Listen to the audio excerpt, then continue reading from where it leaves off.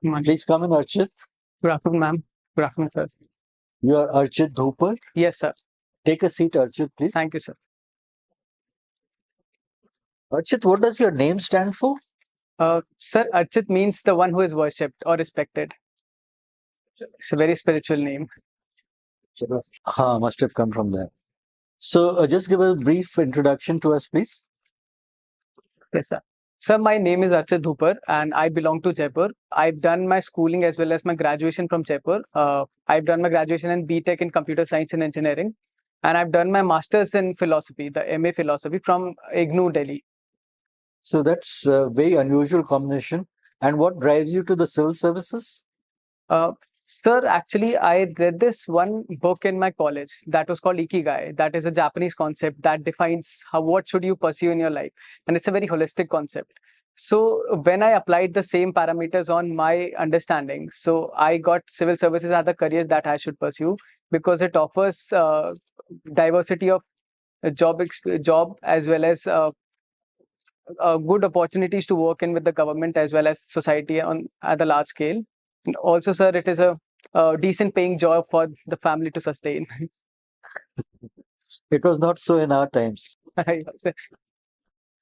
Right.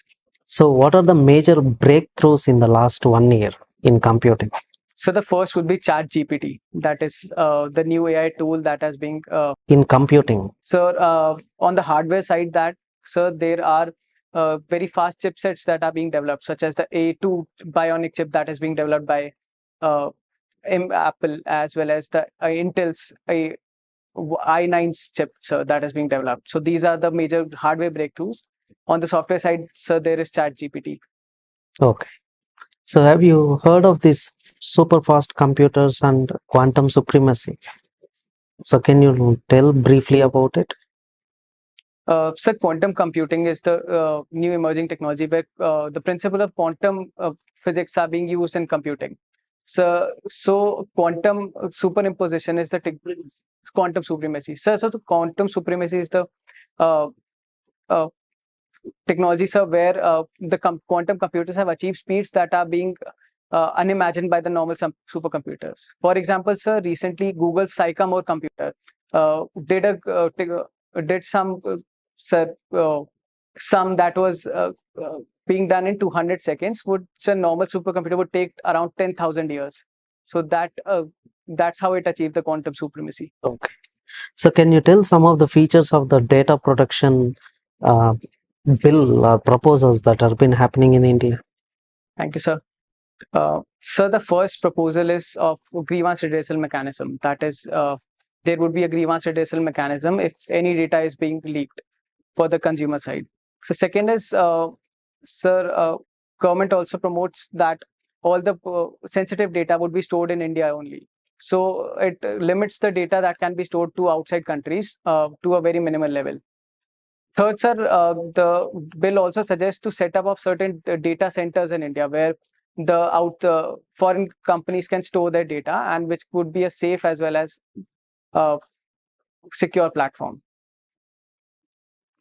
So let me ask you some questions on governance in India or schemes in India. So are we moving towards a decentralization or towards more of central government interference in every sector?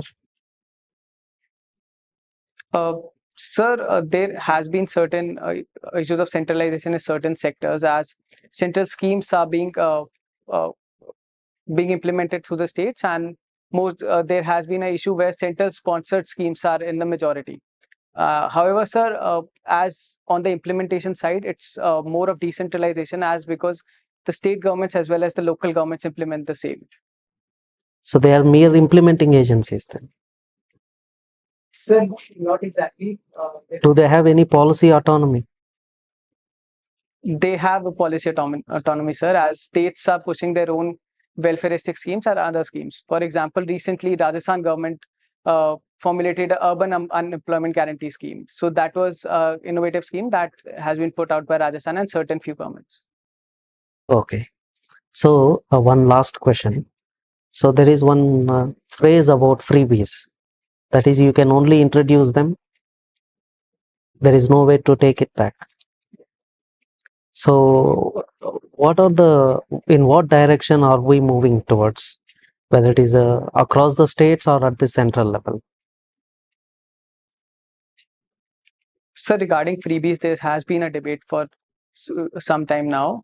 However, sir, the freebies that are being said that those are freebies mostly are based on the welfareistic schemes that the government is pushing.